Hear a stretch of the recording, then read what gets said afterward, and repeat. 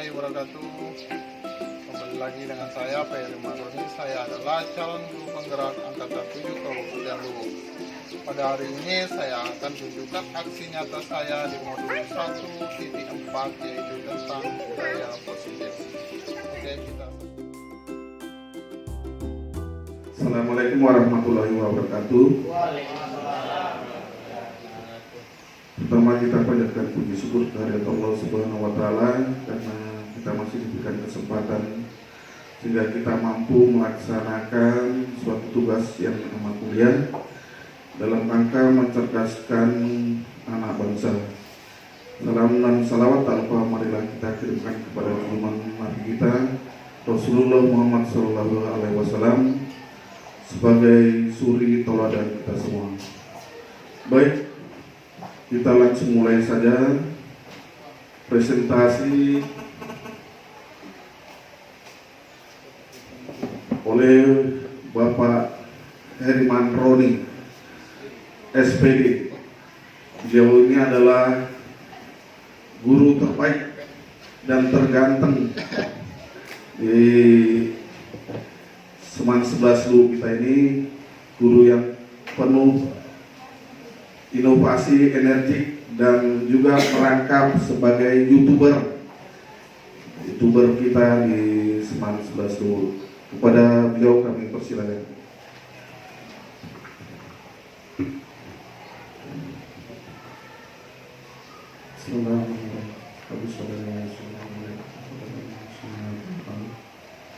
Assalamualaikum warahmatullahi wabarakatuh.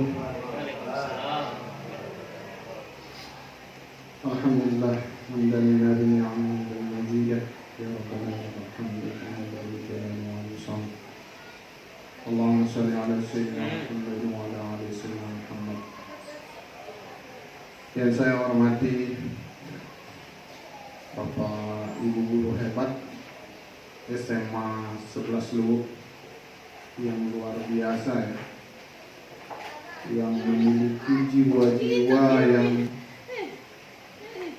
ikhlas ya, mendidik anak-anak kita. Semoga Allah Subhanahu wa taala memberikan surga Firdaus bagi kita semua. Amin ya rabbal alamin. Kemudian alhamdulillah wa syukurillah, kita panjatkan puji syukur kepada Allah Subhanahu wa taala karena Allah Subhanahu wa taala memberikan kita kesempatan, kesehatan sehingga kita bisa hadir di tempat ini, di sekolah ini, dalam rangka menjalankan salah satu kewajiban kita sebagai hamba Allah, kewajiban kita sebagai negara, yaitu mendidik anak-anak kita di SMA 11 Luwu. Tidak pula kami ucapkan banyak terima kasih kepada Bapak Ibu guru untuk meluangkan waktunya sedikit pada kegiatan hari ini, guru penggerak angkatan 7, yaitu tentang budaya positif. Sebenarnya ini sangat penting Bapak Ibu, sangat penting sekali. Kemudian selawat dan taslim senantiasa kita kirimkan kepada baginda Nabi Allah, Nabi Muhammad SAW, yang dimana Nabi ini adalah Nabi yang terakhir yang diutus oleh Allah Subhanahu wa taala untuk menyempurnakan akhlak kita semua. Baiklah Bapak Ibu sekalian, ya, untuk mempersingkat waktu, ya. Jadi kegiatan pada hari ini adalah salah satu kegiatan imbas, ya, imbas guru penggerak. Saya adalah calon guru penggerak angkatan 7. Teman-teman kita yang kemarin itu angkatan 5, 3 orang. Saya sendiri pada saat ini. Ya. Kewajiban saya dan tugas saya adalah untuk berbagi ilmu, sangat penting. Nah, di sini ada budaya positif. Ya. Walaupun saya sendiri, ya, tapi saya tetap semangat berjuang mumpung masih muda. Kata Pak Tamaru, saya itu masih muda, harus tetap berjuang. Ya. Saya dari Mamuju ya, ke sini itu untuk berjuang juga ya, di negeri, di daerahnya orang. Di sekolah ini kalau kata Pak Freddy, kalau bukan kita ya, yang berjuang, ya, siapa lagi? Kita harus tetap semangat, Bapak Ibu Guru. Ya. Ada beberapa hal yang saya sampaikan pada hari ini. Ya, ini konsep utama modul budaya positif. Yang pertama, perubahan paradigma belajar. Ya. Yang kedua, disiplin positif. Nah, ini nanti ada penjabarannya, ada penjelasannya. Kemudian yang ketiga, kebutuhan dasar manusia. Ini paling keren, karena ada Pak Gerson di sini, mantap. Ya, nanti saya akan jelaskan ini ya. Kenapa anak-anak itu nakal, berkelahi? Ada 5 kebutuhan dasarnya nanti yang tidak tercukupi. Nah, ini ilmunya ada di guru penggerak. Motivasi perilaku manusia. Nah, ada 3 nanti ini Bu. Nah, nanti saya akan jelaskan kenapa kita ke sekolah. Karena motivasi apa yang ada. Nah, ini lebih keren lagi. Kemudian yang selanjutnya yang kelima yaitu posisi kontrol restitusi. Ini posisi kontrol yang salah paradigma, salah dijalankan kita sebenarnya. Disinilah waktunya saya tunjukkan aksi nyata saya. Kemudian selanjutnya keyakinan kelas. Ini yang lebih mantap lagi. Keyakinan kelas yang mana yang harus. Beda ini dengan aturan ya Bapak Ibu. Keyakinan kelas. Kemudian segitiga restitusi. Ini segitiga restitusi pernah saya praktekkan, nanti saya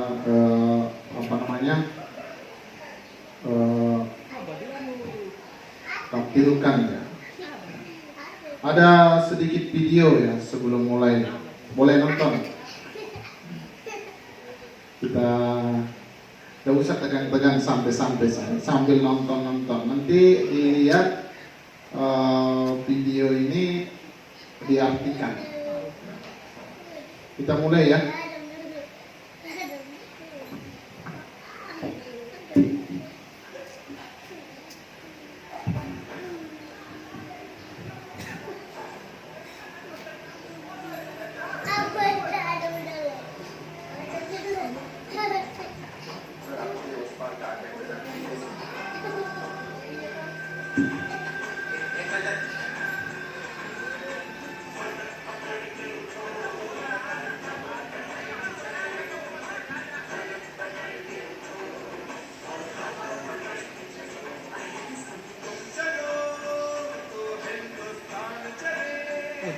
India है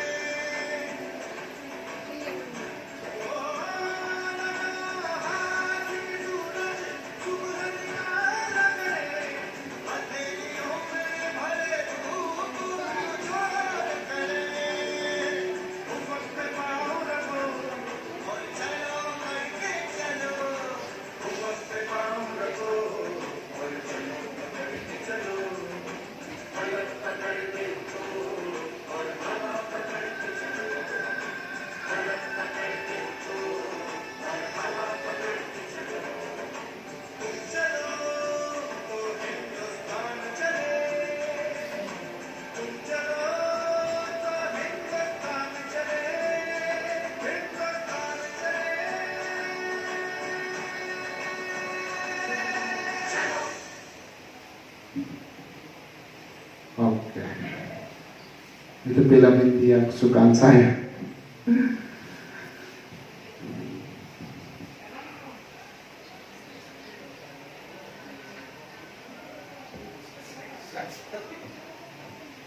Ya. Jadi apa yang kita ambil di film tadi, Bapak Ibu? Ya. Ada anak kecil yang mengangkat kayu. Ya. Ini inspirasi. Ya. Kalau kita mengambil suatu perubahan sosial, tidak usah banyak-banyak orang. Ya. Mulai dari diri kita dulu. Ada langkah kaki, satu langkah dulu baru kita bisa. Ya. Tadi anak kecil duluan, kan ada kayu jatuh melintang, tidak ada yang bisa, tidak bisa melewat.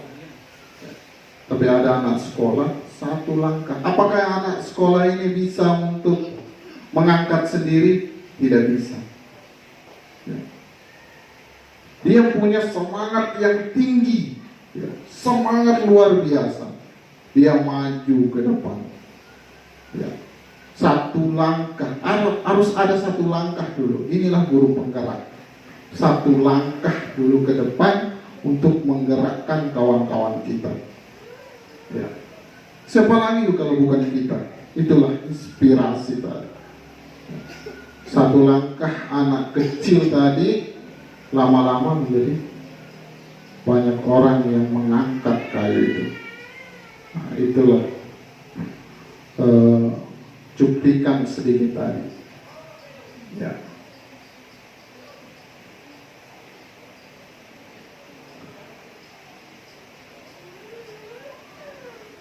Ya, ini jadi kita lanjut belajar tentang paradigma baru. Dulu, kalau zaman-zaman dulu itu, kalau orang tua mengajar itu pakai buku, banyak bukunya, supaya apa? Supaya dilihat siswa. Saya dulu diajar waktu di Mamuju, Paramli, guru bawa buku. Wah. Tapi sekarang beda. Apa yang beda? HP. Sekarang itu harus canggih HP-nya. HP Oppo. HP-nya harus bagus. Karena sekarang zaman teknologi, zaman abad 21. HP-nya harus bagus. Mencari sumber-sumber informasi ke anak-anak kita. Ya. Ini paradigma baru ya. Ini paradigma baru. Tadi sudah kita tampilkan video inspirasi. Nanti masih ada 3 video lagi saya tunjukkan. Ini pembelajaran, saya cerita lagi sedikit para mulia. Dulu kalau orang tua dulu, kalau kita mengajar pakai buku banyak. Tapi sekarang guru-guru itu harus HP-nya yang bagus. Datanya harus ada. Supaya mencari sumber itu mantap. Itu. Jangan kita, saya tanyakan kepada anak, nah ada nggak guru yang mengajarkan kalian ngantuk? Ada. Bagaimana caranya? Bercerita, menjelaskan. Oh jadi ini guru cara mengajarkan masih tempo dulu. Sekarang ada paradigma baru, ini yang dikenalkan oleh guru penggerak, cara mengajarnya. Di GMP juga saya jadi wakil. Biasa saya bawa materi, malah saya terus bawa materi di sana. Di GMP kita dianjurkan untuk membuat LKPD, lembar kerja peserta didik. Setiap kita mengajar itu harus ada kertas kerjanya. Harus ada, diwajibkan Bapak Ibu. Dan itu kemarin ada perdebatan di pembukaan NGP di SMA 4 itu saya pergi. Ya. Bagaimana kalau smart school? Smart school kan gak ada NGP-nya. Ya. Itu bukan katanya, tidak ada lembar kerjanya. Dia yang menjelaskan. Ya.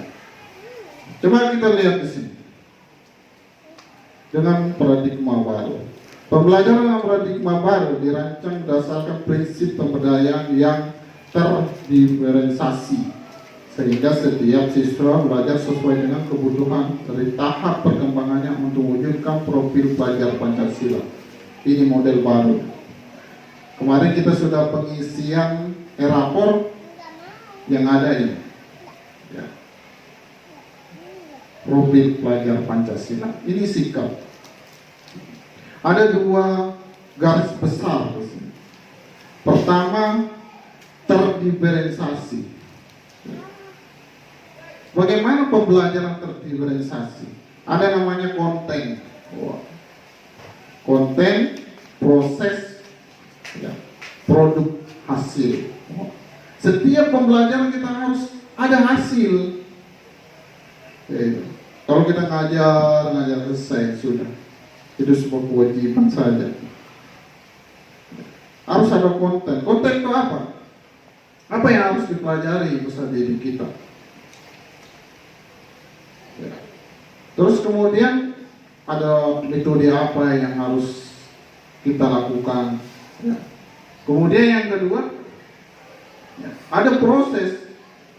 Bagaimana siswa itu mengerjakan pekerjaannya. Terdiferensiasi.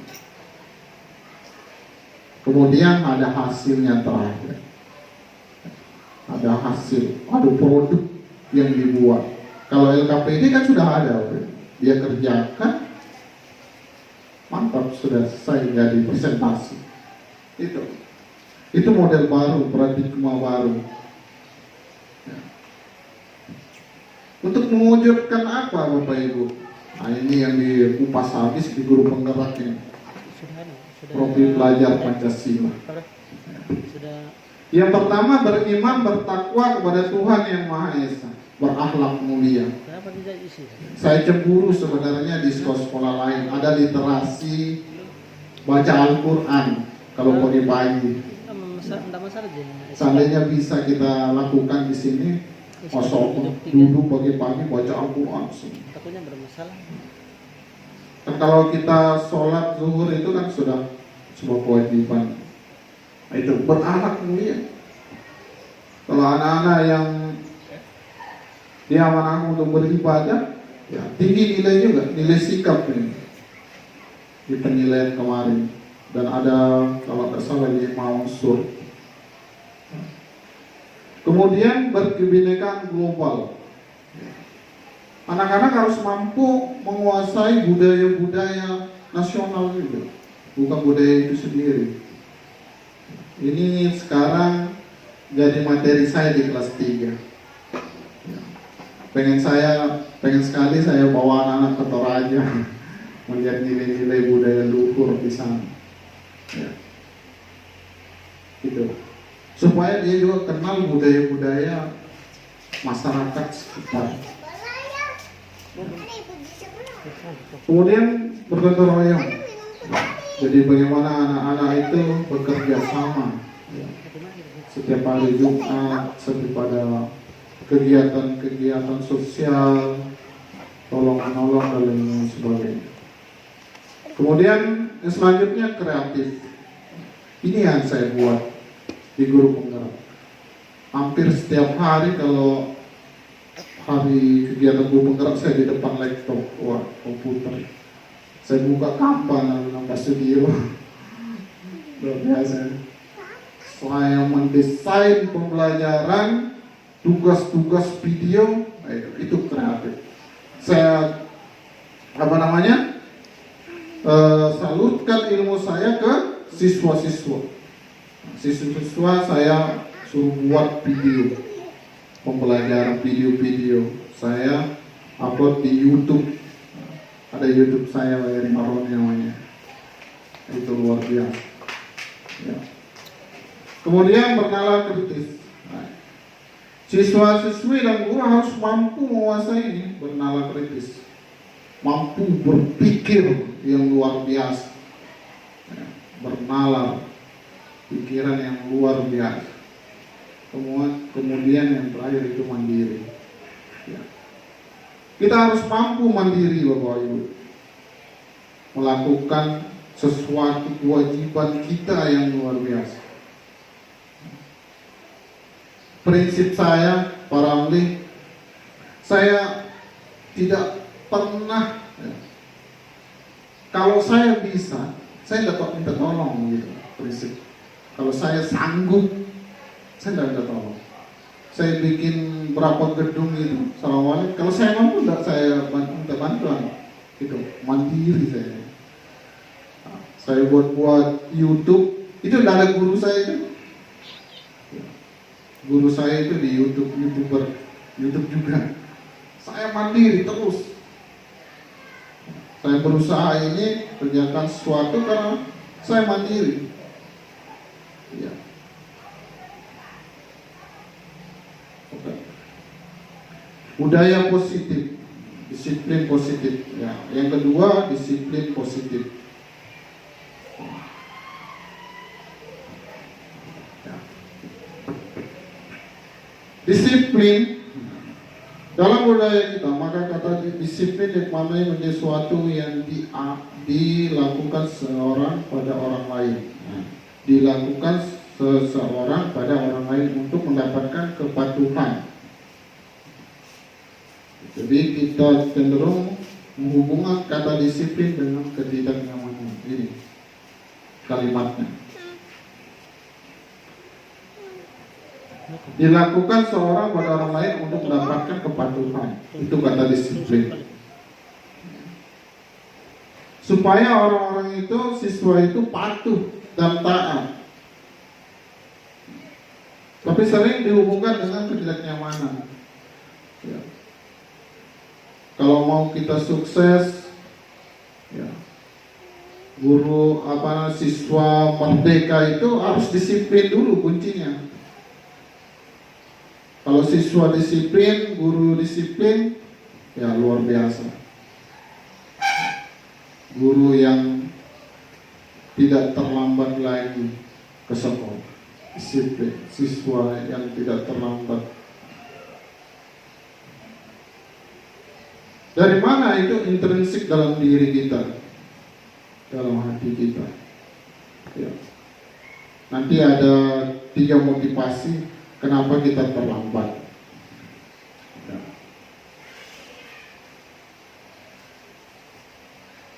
Kemudian sebagai pendidik, tujuan kita adalah menciptakan anak-anak yang memiliki disiplin.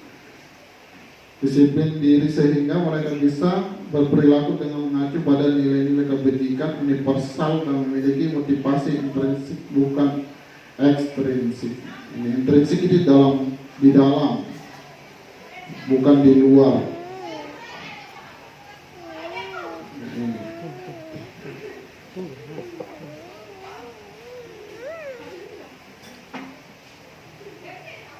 Kayak ini. Ini yang paling penting. Kebutuhan dasar manusia. Di sini ada 5 kebutuhan dasar manusia. Ya. Bukan siswa saja, tapi guru juga. Kenapa anak-anak itu cenderung konflik, berkelahi? Karena ada 5 kebutuhan dasar yang tidak tercukupi.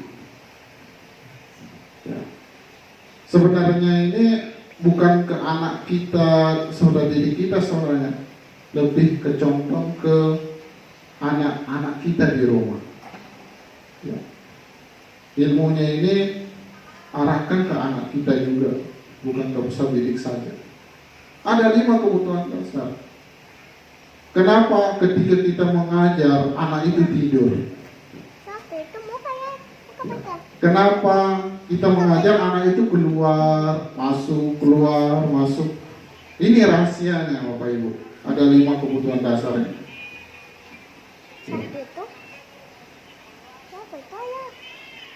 Ya. Yang pertama, bertahan hidup. Kebutuhan yang pertama ini bertahan hidup.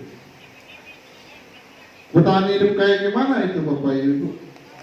Seperti dia harus punya rumah, dia harus ada kebutuhan makannya. Kalau siswa lapar, bagaimana dia mengajar, belajar? guru pun begitu. Ini. Ya. Kalau daerahnya banjir, bagaimana caranya dia ke sekolah? Dilihat kebutuhan dasarnya. Ini sering terjadi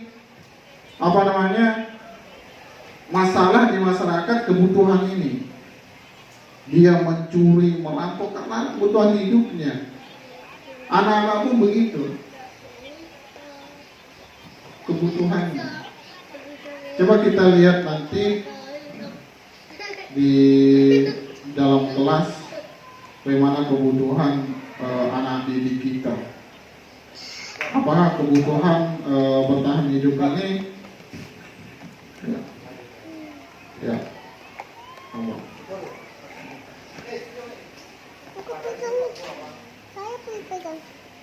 Ya, selanjutnya kasih sayang dan rasa diterima. Ya. Kalau anak-anak itu tidak diberikan kasih sayang dan rasa diterima, rasanya bagaimana? Misalkan saya sering dapatkan di dalam kelompok, anak ini tidak diterima oleh teman kelompoknya. Anak-anak ini apa? Tidak akan terjadi konflik, sering keluar, duduk di luar, karena nggak diterima, apalagi sama gurunya, dicuekin. Nah, coba kita, apalagi kita ibu-ibu yang punya anak, banyak anak di rumah, apakah kita sayang sama anak kita?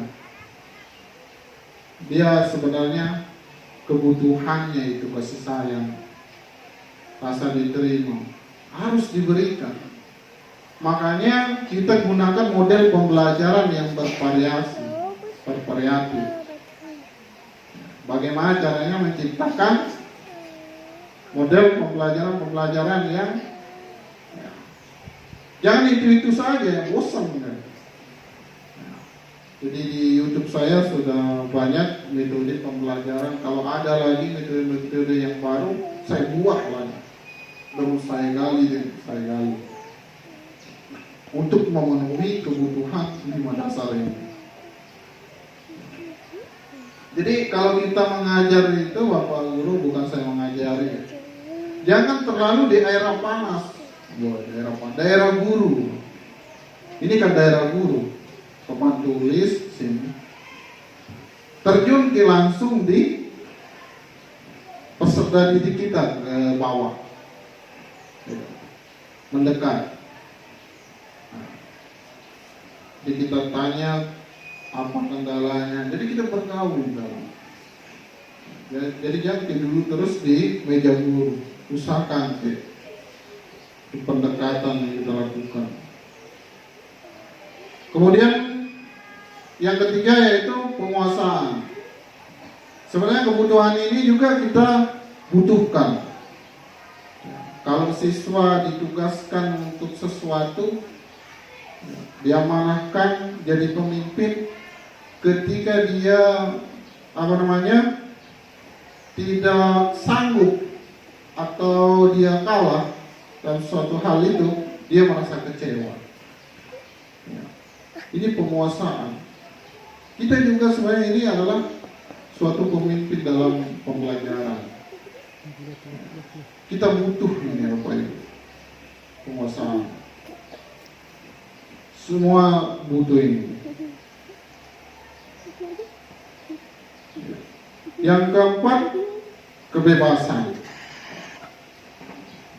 Kebutuhan yang keempat ini, siswa butuh kebebasan, bukan bebas yang sebebas-bebasnya. Ya.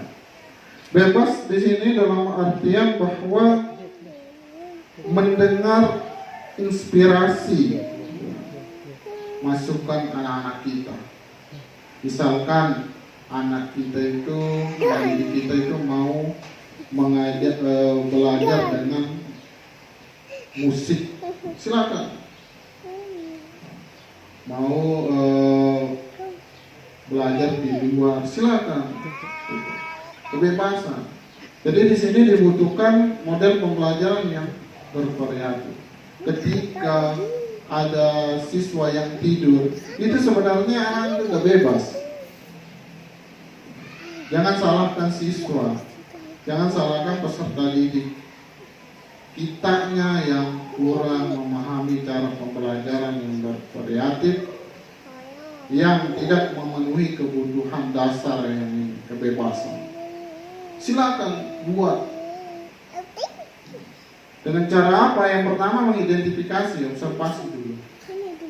Bagaimana caranya belajar anak-anak ini, peserta didik ini maunya dia. Baru kita lakukan pembelajaran yang bervariatif. Kemudian kesenangan. Ini yang luar biasa. Anak-anak itu butuh senang. Ya. Makanya saya cemburu Bapak Ibu dengan guru penjaskes. Cemburu. Bayangkan ketika di dalam kelas belum selesai pembelajaran, Pak, olahraga lebih penting kan ya pelajaran yang lain, mau ganti baju, coba mau eskul Pak, apa kebutuhan ini dia punya, kesenangan, bebas di lapangan lari, kita tak punya di dalam kelas, ya itu. Jadi kita ciptakan bagaimana siswa-siswa rindu dengan kita, rindu dengan pelajaran kita. Kuncinya adalah metode-metode yang bervariasi. Jangan itu saja. Ya. Kuncinya. Buat kesenangan. Bagaimana caranya anak-anak itu senang. Ya.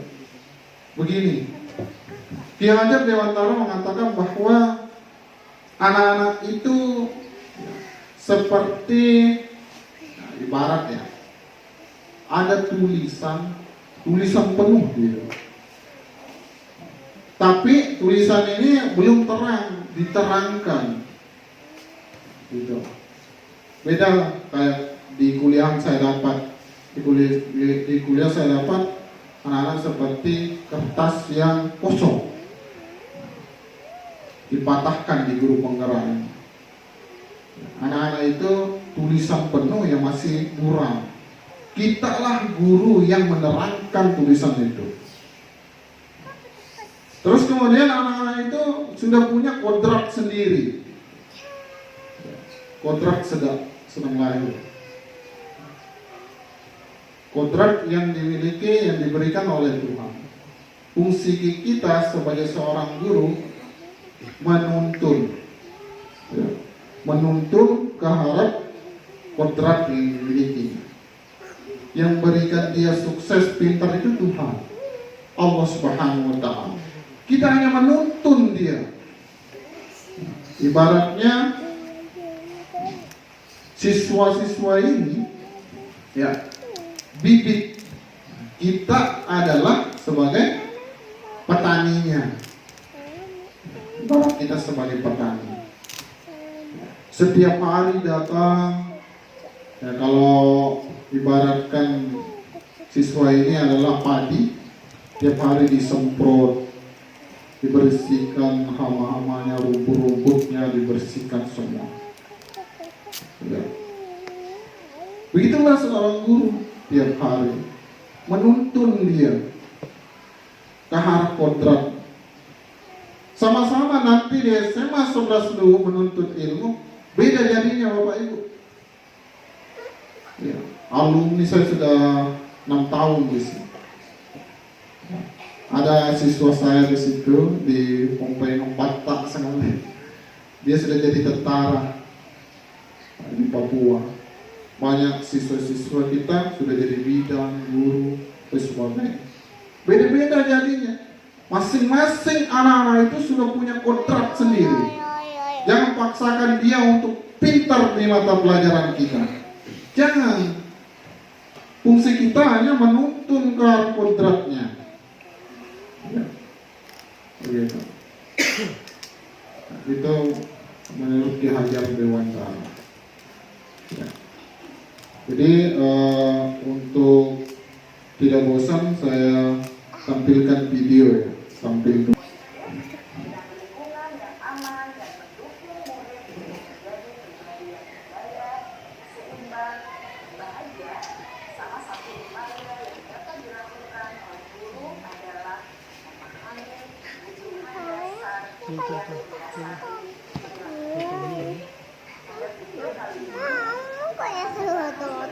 berbagi sedikit atau imbas tentang budaya positif yang kita lakukan di sekolah kita, terutama di kelas kita dulu. Ya. Jadi ada video tadi yang angkat kayu, ya, ada kayu jatuh besar di jalan, semua orang tidak bisa melintasinya. Ya, itu film India tadi. Ada anak SD kecil satu yang melangkahkan kakinya untuk mengangkat. Tapi anak SD ini tidak mampu untuk mengangkatnya karena besar. Butuh satu langkah saja. Itulah perubahan.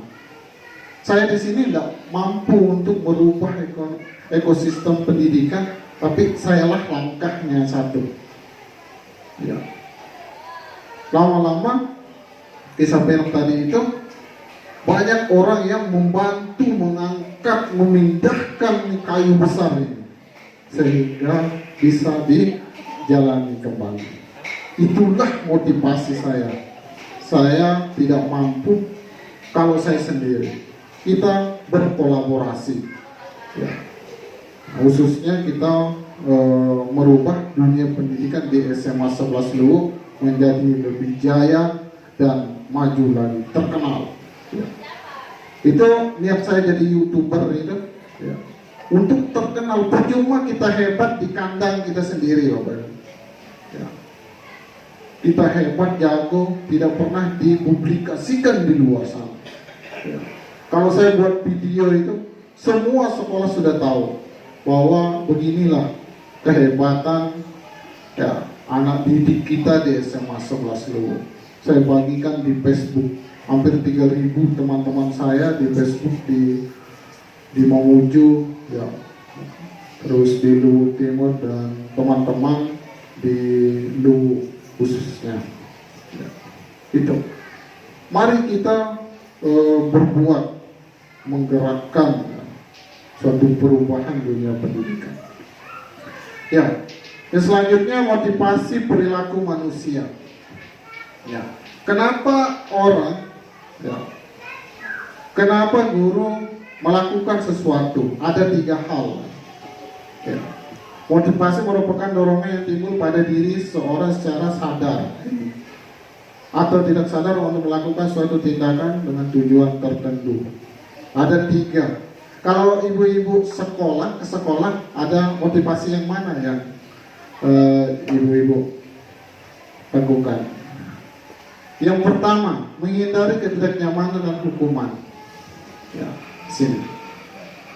Peserta didik melakukan disiplin dikarenakan ia takut dihukum. Merupakan motivasi ekstrinsik. Ekstrinsik ini di luar. Kalau ibu-ibu kenapa terlambat, misalkan? Kenapa cepat ke sekolah? Apakah motivasi ini takut dihukum oleh kepala sekolah?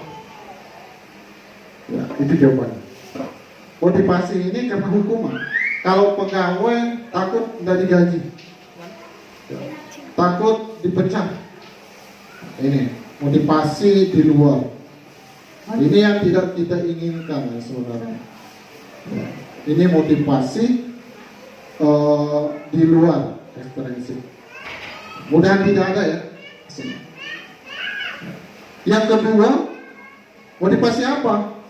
Mendapatkan imbalan atau penghargaan dari orang lain, rewards. Rajin, naik pangkat. Ibu tuh ada jangan begitu ya. Jangan karena kita melakukan sesuatu karena hadiah. Jangan karena ada pujian dari kepala sekolah. Tidak boleh. Pak Heri datang pagi-pagi dapat duitnya Anda. Saya tidak begitu. Dua-duanya tidak ada ini. Jangan karena pujian datang ke sekolah, jangan karena ada hukuman dari atasan. Ini motivasi yang salah. Ini yang sebenarnya. Ya, motivasi yang ketiga menghargai nilai-nilai kebajikan diri. Ya, kebajikan sendiri. Peserta didik melakukan disiplin dikarenakan sadar akan nilai kebajikan dirinya. Ini merupakan motivasi intrinsik di dalam. Jadi ada nilai-nilai yang kita anggap baik. Kebajikan universal berasal dari dalam diri kita, Bapak Ibu. Karena sebuah tanggung jawab yang mulia akan dipertanggungjawabkan di akhirat nanti. Ya, walaupun kita honor, ya saya honor ya. Dari dulu saya mengajar di Mamuju, saya guru agama dulu 5 tahun di SD Perancis. Ya. Memang saya itu cepat datang, bukan karena mau dipuji, ya, bukan karena hukuman. Saya tidak dihukum kok sama saya kalau lambat datang, bukan karena itu. Karena memang ada nilai-nilai kebajikan diri sendiri, ya, nilai-nilai luhur. Ya saya percaya bahwa semua ini ya dipertanggungjawabkan nanti di akhirat. Begitupun juga ketika kita masuk kelas, ya, kita tempat masuk, kita juga tempat keluar. Jangan karena ada imbalan, jangan karena ada sebuah hukuman ketika kita tidak melaksanakan tugas. Ya. Kemudian yang selanjutnya 5 posisi kontrol. Nah, ini yang tadi ada videonya. Sengaja saya lakukan video awal supaya ibu-ibu diperlihatkan video-video guru penggerak yang saya pelajari. Ibu-ibu juga melihat video itu. Ada 5 posisi kontrol. Ya. Yang 2 ini salah. Ya. Yang 3 ini posisi positif. Ya. Tadi belum saya jelaskan ya, hanya videonya saja. Ya ini peserta didik terlambat ke sekolah. Pertama hukuman. Posisi yang pertama adalah hukuman. Sebenarnya yang kita lakukan itu salah. Baik. Kalau ada siswa yang terlambat, jangan dihukum. Ini merusak ekosistem pendidikan. Tidak boleh. Ini patuhi aturan. Lalu berdiri depan kelas. Ini yang sering kita lakukan. Kalau siswa terlambat ya apakan? Suruh lari keliling kan? Kayak tadi video. Itu salah. Tidak boleh. Nada guru itu ketika posisi memukul agak keras, lantang.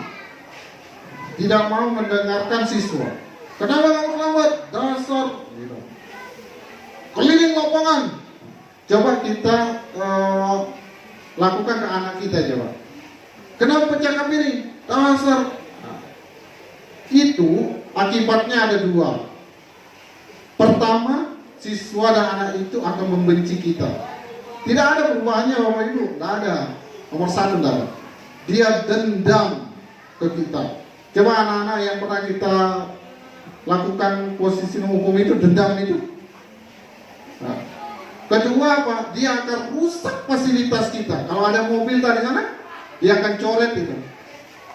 Pernah saya di Mamuju dulu dikempeskan motor saya. Gara-gara saya mendidik terlalu keras merokok. Dikempeskan. Dia semua itu fasilitas warung-warung tadi jangan menghukum Bapak Ibu yang punya warung. Akan dicuri itu.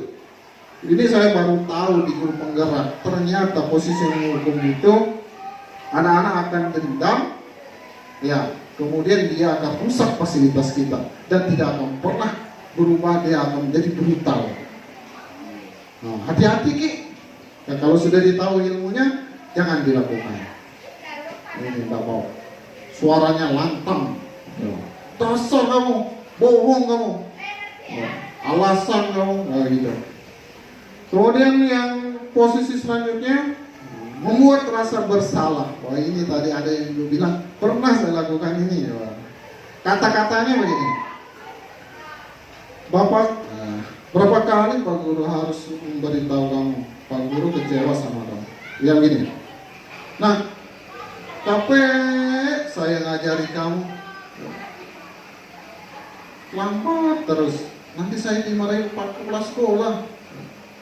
Ya, atau ibu sudah didik, kamu sudah lama. Ya, kamu tidak mau berubah. Itu membuat rasa bersalah. Sering dilakukan. Betul nggak Bapak Ibu? Kepada anak-anaknya betul. Sering. Sebenarnya ini posisinya salah. Ya. Posisi ini bahwa anak-anak itu akan memendam dalam dirinya. Di sini. Dia pendam, dia akan menyalahkan dirinya, dia akan meledak suatu saat nanti. Dia akan menyalahkan dirinya. Kasihan saya. Jauh sekali dari Kompengan misalnya Pak Mahmud. Air motor di sini. Kau tidak mau berubah, kasihan. Habis bensin ke sini, kau tidak pernah berubah. Itu posisi pemantau, pembuat rasa bersalah. Dia akan merasa menyalahkan dirinya. Nah, itu. Jadi jangan kita lakukan lagi Bapak Ibu. Kemudian yang ketiga, teman. Wah, posisi teman. Nah, coba kita lihat kalimatnya, ayolah. Nah, ayolah yang tertib buat Pak Guru bangga. Kali ini tidak apa-apa kamu salah. Jadi ini tidak tinggi, tidak rendah, dia agak bercanda. Jadi kalimatnya, dari mana kamu nak? Anu Pak, dari sana tadi ada saya bantu teman. Jadi jangan diulangi lagi ya. Jadi di sini anak-anak asal jadikan sebuah teman. Kalau anak-anak kita juga, ini posisinya bagus, positif. Jadi ini 50-50, bisa ikut, bisa tidak. Tapi bagus posisi teman.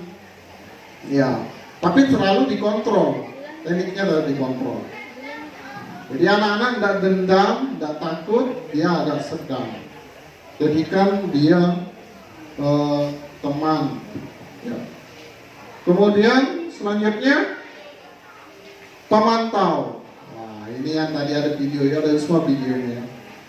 Ya, ini posisi pemantau. Kamu sudah melanggar apa peraturan dan konsekuensi. Ini kalimatnya hitung-hitungan. Ya, misalnya terlambat siswa. Sekarang jam berapa? Sudah jam 8. Masuk sekolah jam berapa? Jam 7.30. Berarti kamu sudah terlambat. Iya Pak, saya. Apa alasan kamu terlambat? Kempes ban misalnya. Jadi kamu sudah terlambat, konsekuensinya. Jadi kalimatnya harus ada konsekuensi. Konsekuensinya nanti pas pulang sekolah kamu tinggal kerjakan tugas tambahan. Hitung-hitungan main di sini loh. Hitung-hitungan. Jadi kita buat memang kesepakatan. Jadi anak kita juga di rumah gitu, dipantau. Sekarang sudah jam berapa? Misalnya anak perempuan pulang malam. Wah, aturannya orang tua jam 9 nggak boleh keluyuran. Wah, itu. Semua bagus sekali ini untuk anak kita di rumah. Ini jangan ya, jangan menghukum. Ini boleh. Mantap. Kemudian yang terakhir, manajer. Nah, inilah guru penggerak. Ilmunya guru penggerak. Inilah intrinsik di dalam diri. Di dalam diri. Jadi kalimatnya begini, apa kamu tahu kesalahan kamu? Jadi ditanya dulu, yang ada videonya yang pernah saya buat ya. Ada di YouTube. Kemudian ditanya, apa keyakinan kelas kamu?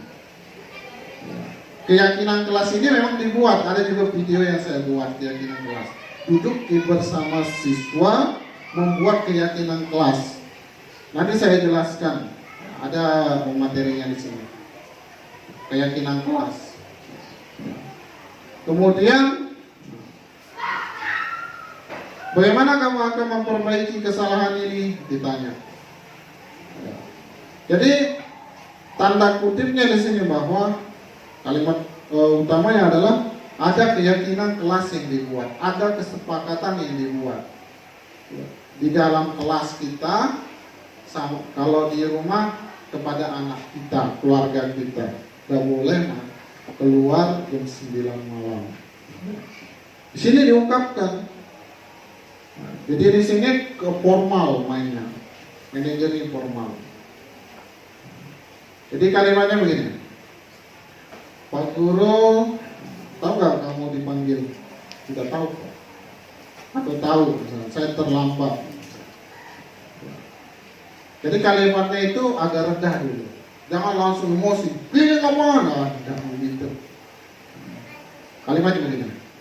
Semua manusia, semua orang pernah buat salah, wah, gitu, rendah. Banyak teman-teman kamu juga yang terlambat. Tapi Pak Guru di sini tidak menyalahkan siapa, tapi mencari penyelesaian masalah. Gitu. Ditanya memang apa alasan sehingga kamu terlambat? Jadi agak rendah. Alasan saya kempes atau memang rusak motor. Jadi ditanya, ya, keyakinan kelas apa yang kamu langgar? Nah, jadi ada keyakinan yang kita memang kesepakatan yang kita sudah buat. Misalnya tanggung jawab, disiplin. Bagaimana caranya kamu menyelesaikan masalah ini? Nah, jadi dia akan menyelesaikan dengan sendiri. Saya harus ini Pak. Nah, tadi kayak video yang saya sudah tampilkan, diskusi yang ada siswa yang berkelahi tadi. Inilah posisi manajer ini. Oke. Yang selanjutnya adalah keyakinan kelas. Nah, ini keyakinan kelas. Mengapa keyakinan kelas? Mengapa tidak peraturan kelas? Wah, beda itu. Keyakinan dengan peraturan kelas. Ini yang dibuat budaya positif di sekolah. Karena Ki Hajar Dewantara mengatakan sekolah itu adalah benih-benih kebudayaan. Ya. Tempat tumbuhnya sebuah kebudayaan untuk siswa-siswa kita, supaya budaya-budaya positif di dalam. Ya. Jadi guru penggerak ini diajarkan untuk membuat sebuah keyakinan di dalam, bukan peraturan. Kalau peraturan akan ada sanksi, ada sanksi. Jadi keyakinan. Coba kita lihat di sini. Ya, ini. Mengapa kita memiliki peraturan tentang penggunaan helm pada saat mengendarai kendaraan roda 2? Ini aturan pemerintah. Nah ini, alhamdulillah Pak Gerson sudah ada. Ini aturan. Apa keyakinannya? Saya tanya dulu Pak Gerson. Kalau pergi ke Palopo, pakai helm nggak? Pakai dong. Kenapa pakai helm? Ya menjaga siapa tahu kecelakaan. Ya. Kemudian disiplin. Ya. Ya itu ya. Alhamdulillah pintar. Pintarnya mas apa? Kalau punya motor. Ya. Ya. Kalau misalkan ada termotivasi pakai helm karena disiplin, itu aturan. Bagaimana keyakinannya? Tadi betul yang pertama, Pak Gerson katakan keselamatan. Kita pakai helm supaya kita selamat dari benturan ketika kita kecelakaan. Ya. Contohnya ya, pas tahun baru kemarin ada keponakan saya tabrakan di stereo sini, pasti kuning. Mungkin yang mana Ibu Eva, dekat rumahnya Ibu Eva, pecah kepalanya, kasihan. Saya tahun baru itu jam 12 kontrol itu di rumah sakit Rombongan Sugandi. Gara-gara apa? Tidak pakai helm. Jadi ini yang kita buat sebenarnya di dalam kelas. Bukan karena pakai helm karena dari shipping nanti, bukan. Ada polisi dengan tidak ada polisi, kita harus tetap menggunakan helm. Keyakinan kita helm itu bisa menyelamatkan kepala kita dari benturan nanti. Ayo. Yang kedua, mengapa kita memiliki peraturan tentang menggunakan masker, mencuci tangan? Kemarin ada virus corona tahun 2020, kalau tidak salah bulan 3. Aturan pemerintah cuci tangan pakai masker. Untuk apa kita gunakan itu? Cuci tangan ya. Tangan kok mas, masker. Ya. Cuci tangan, dan pakai masker. Dan lain sebagainya banyak kita hari ya. Ya. Kenapa kita lakukan itu Bapak Ibu? Apakah sebuah aturan atau karena hal yang lain? Ya, aturan kan, ada yang lain. Ya, Pageson ya. Karena kita yakini bahwa kita cuci tangan itu menghindari virus tadi. Ya, kalau kita makan cuci tangan kita hindari virus atau bakteri dalam tangan kita. Yakin nggak? Yakin sekali. Itulah yang kita buat di kelas, keyakinan-keyakinan. Bukan aturan, keyakinan-keyakinan bersama siswa itu sendiri. Dan tempat saya mengajar itu 6 kelas, alhamdulillah saya sudah buat semua keyakinan kelasnya. Ya. Nah, di sini keyakinan kelas, contohnya saling menghargai dan menghormati. Siswa itu saling menghargai, jadi dia sesama temannya, dia saling menghargai, menghormati. Kemudian disiplin, bertanggung jawab. Kalau ada tugas dia kerjakan, dia sudah berjanji. Nah, ini sudah kesepakatan mereka. Sopan santun, tata kerama. Kalau dia masuk kelas, dia ucapkan salam. Menghargai diri sendiri, menghargai waktu ini terlambat tadi. Dan tolong menolong dan lain banyak.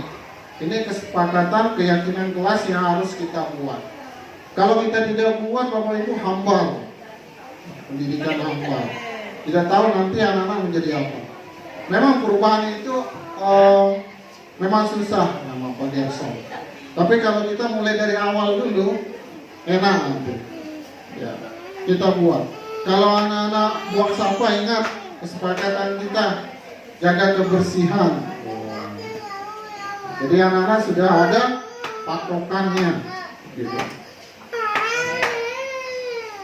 Nah, ini video di kelas saya buat keyakinan kelas. Video atau foto ya. Ada video di YouTube dan ini ada foto. Nah, kita buat. Bagaimana caranya Bapak Ibu? Kita robek kertas atau ada kertas kecil, kertas manila bisa dirobek. Ada juga dijual ya, berwarna-warni yang pernah kita tampilkan itu guru penggerak. Kita bagikan ke siswa. Tulis apa kesepakatan kita. Bagus sekali kalau wali membuat wali kelas. Kita buat, baru dia kumpul dan dia baca kesepakatan. Baru kita buat sebuah keyakinan kelas di dalam yang harus ditaati. Harus memang dari kita dulu Bapak Ibu. Nah, ini segitiga restitusi. Ini yang tadi yang ada masalah ya. Segitiga restitusi adalah suatu proses dialog yang dijalankan oleh guru atau orang tua agar dapat menghasilkan peserta didik yang mandiri dan bertanggung jawab. Nah, ini bagus sekali sebagai Ibu BK. Ini kalimatnya pertama. Ya. Setiap orang pasti pernah melakukan kesalahan. Jadi jangan langsung ditegur, dasar kamu enggak, bukan begitu. Kamu bukan satu-satunya orang yang melakukan kesalahan. Misalnya tadi terlambat atau nakal. Semua orang pernah melakukan kesalahan. Ini identitas. Yang kemudian ini validasi tindakan yang salah. Kamu tentunya punya alasan. Nah, ini ditanya alasan. Kenapa kamu terlambat? Ini ditanya alasannya apa? Ini. Ada anak kita Ibu tidak punya kendaraan, kasihan nunggu di Tolemo. Saya itu dari Tolemo. Jadi jangan langsung dibentak dia ketika dia terlambat. Dasar kamu tidak boleh. Kasihan, tanya dulu alasannya apa. Ya. Yang kemudian keyakinan kelas apa? Nah, ini keyakinan kelas apa yang telah disepakati. Jadi kita buat sebuah keyakinan dulu. baru ditanya. Kalau sudah ditanya, yang saya langgar tanggung jawab misalnya tadi itu. Terus kemudian yang selanjutnya, kamu ingin menjadi orang yang seperti apa? Kalau kalian sudah melakukan perbaikan, biar saya jadi orang yang sukses kelak, Pak. Semangat saya jadi orang tertara. Jadi ini segitiga restitusi ini dihafal memang dulu kalimatnya. Nah, kalau saya sudah hafal mati identitas tekniknya ini. Ini yang diajarkan menjadi guru-guru yang handal ke depan. Jadi jangan kita lakukan tadi menghukum itu. Yang kita lakukan lagi Bapak Ibu. Usahakan segitiga restitusi ini kita tanya. Jangan langsung ambil sebuah tindakan sebelum ditanya dulu ini alasannya kenapa. Terus perbaikannya apa. Ya, ini yang pernah saya lakukan uji coba di sini ya, alhamdulillah mantap. Sekian dan terima kasih. Sudah habis. Ya. Jadi kesimpulan untuk hari ini, terima kasih banyak Bapak Ibu sudah meluangkan waktunya kegiatan sosialisasi imbas ke guru tentang budaya positif di SMA 11 Luhur. Saya minta doanya kesehatan, semoga saya diberikan kesehatan untuk mengikuti pendidikan guru penggerak ini. Tinggal 3 bulan lagi saya mulai lagi bulan 2. Bulan 2 ini tanggal 8 saya mulai lagi sampai bulan 7 ya, saya bergerak lagi ke depan. Niat saya Bapak Ibu tulus ya, tidak ada niat-niat yang lain untuk menuntut ilmu ya, utlubul ilmu fariidatun 'alal muslimin. Terus kemudian berbagi ke rekan-rekan. Itu video-video YouTube yang saya buat itu untuk Bapak Ibu lihat cara-cara saya mengajar, metode saya berbagi. Terus kemudian menjadi ekosistem pendidikan untuk anak-anak didik kita. Jadi teman-teman, rekan-rekan jangan sungkan kalau mau bertanya. Semasi bisa saya bantu, saya bantu. Ya, itulah fungsinya guru penggerak, kolaborasi ya, sama rekan-rekan. Lebih dan kurangnya mohon dimaafkan. Billahi taufiq wal hidayah. Wassalamualaikum warahmatullahi wabarakatuh.